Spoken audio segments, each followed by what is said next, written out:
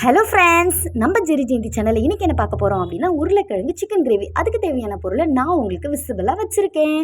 அதுக்கு நீங்கள் ஒரு பேன் எடுத்துக்கிட்டு அதில் எண்ணெய் ஊற்றி நம்ம வச்சுருக்க பட்டை, லவங்கம், சோம்பு இது எல்லாமே அதில் சேர்த்து கொட்டி நல்லா ஃப்ரை பண்ணிக்கிட்டே இருங்க. ஸோ அது நல்லா கலர் சேஞ்ச் ஆனோன்னா அதை எடுத்து நீங்கள் ஒரு பிளேட்டுக்கு ட்ரான்ஸ்ஃபர் பண்ணிக்கலாம்.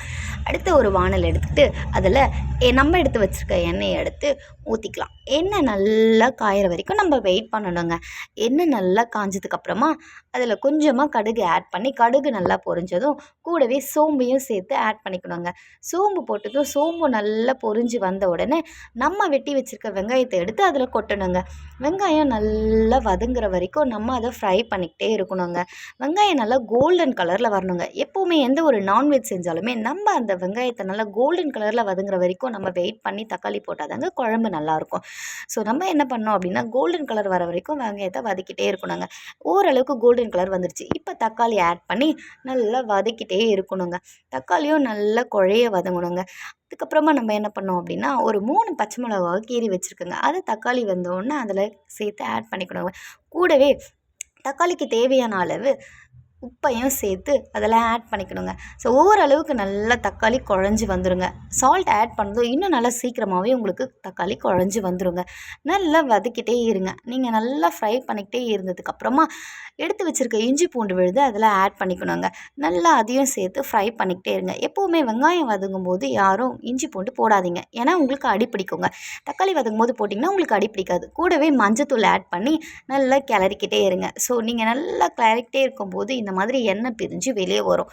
இன்னும் நல்லா ஃப்ரை பண்ணிங்க அப்படின்னா அந்த தக்காளி தொக்கு மாதிரி உங்களுக்கு நல்லா கிடைக்குங்க. ஸோ அந்த கன்சிஸ்டன்சி நமக்கு கிடைக்கிற வரைக்கும் நம்ம என்ன பண்ணோம் அப்படின்னா நல்லா வதக்கிட்டே இருக்கணும். கூடவே நம்ம என்ன பண்ணோம் அப்படின்னா எண்ணெய் பிரிஞ்சு வந்தோடனே நம்ம வச்சுருக்க கருவேப்பிலை எடுத்து அதில் போட்டு நல்லா ஃப்ரை பண்ணிக்கிட்டே இருக்கணுங்க. இந்த கருவேப்பிலையோட அந்த பச்சை ஸ்மெல்லோட அந்த ஃப்ளேவர் இறங்கும்போது அதில் இருக்க டேஸ்ட் இருக்கே அடடா சூப்பராக இருக்குங்க. அதுக்கப்புறம் நம்ம வெட்டி வச்சுருக்க உருளைக்கிழங்கு எடுத்து அதில் கொட்டணுங்க.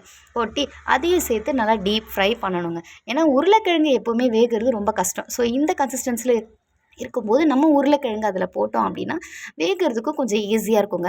அதுக்கப்புறமா நம்ம க்ளீன் பண்ணி வச்சுருக்க அந்த சிக்கனையும் எடுத்து நம்ம உருளைக்கிழங்கு நல்லா ஃப்ரை ஆனதுக்கப்புறமும் அதில் சேர்த்து ஆட் பண்ணிக்கணுங்க. ஸோ சிக்கனையும் அதில் சேர்த்து ஆட் பண்ணிக்கினதுக்கப்புறமா நல்லா அதில் ஃப்ரை பண்ணிக்கிட்டே இருக்கணுங்க.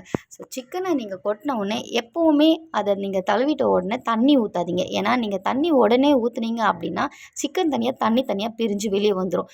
ஸோ அதனால் இந்த மாதிரி ஃப்ரை பண்ணதுக்கப்புறமா ஃபஸ்ட்டு மசாலா ஆட் பண்ணிக்கோங்க. நம்ம வச்சுருக்க கரம் மசாலா, சிக்கன் மசாலா, தேவையான அளவு குழம்பு மசாலா இது எல்லாமே போட்டு ஆட் பண்ணிவிட்டு நல்லா டீப் ஃப்ரை பண்ணிக்கோங்க.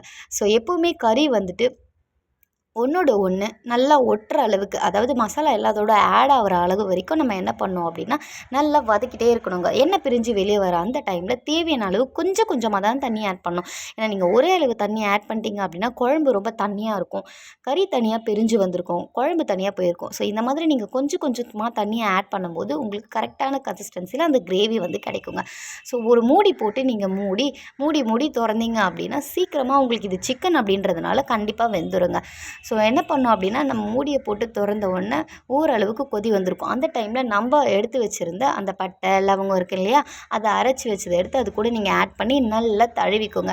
ஸோ அதை நல்லா நீங்கள் கிளறி விட்டதுக்கப்புறமா அந்த மசாலா வந்து என்ன ஆகும் அப்படின்னா இந்த கொதிக்கிற இந்த குழம்போட நல்ல ஒரு ஜூஸியாக இறங்கி ஒரு நல்ல ஃப்ளேவர் கிடைக்குங்க.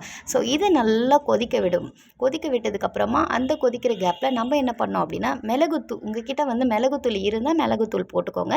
அப்படி இல்லை அப்படின்னா நார்மலான மிளகு, முழு மிளகு எடுத்து நீங்கள் அரைச்சி அது மேலே நீங்கள் தூவிக்கலாங்க. ஸோ அந்த மாதிரி நீங்கள் தூவும்போது என்ன அப்படின்னா அந்த மிளகோட ஸ்மெல்லும் அதில் இறங்கி அந்த ஃப்ளேவரும் அதில் இறங்கி உங்களுக்கு ஒரு சூப்பரான கிரேவி கிடைக்குங்க. கூடவே நம்ம வச்சுருக்க கொத்தமல்லி தழையை தூவி இறக்குனீங்க அப்படின்னா உங்களுக்கு ஒரு சூப்பரான டேஸ்டான சிக்கன் கிரேவி கிடைக்குங்க. உங்களால் முடிஞ்சால் லெமன் புழிஞ்சிக்கோங்க. ஆனால் நான் என்கிட்ட லெமன் இருந்தது அப்படின்றதுனால லெமன் ஃப்ளேவரையும் இறக்கணும் அப்படின்னா இன்னும் நமக்கு ஒரு அழகான டேஸ்டான கிரேவி உங்களுக்கு கிடைச்சிருங்க. நான் லெமன் இருந்தது அப்படின்னால தூவி இறக்கிட்டேன். இதை சூடாக சாதத்து கூட நீங்கள் சர்வ் பண்ணி சாப்பிட்டீங்க அப்படின்னா நிஜமாக சொல்கிறேங்க செம்ம அல்ட்டியாக இருக்கும். ஸோ மறக்காமல் நம்ம சேனலை சப்ஸ்கிரைப் பண்ணிக்கோங்க.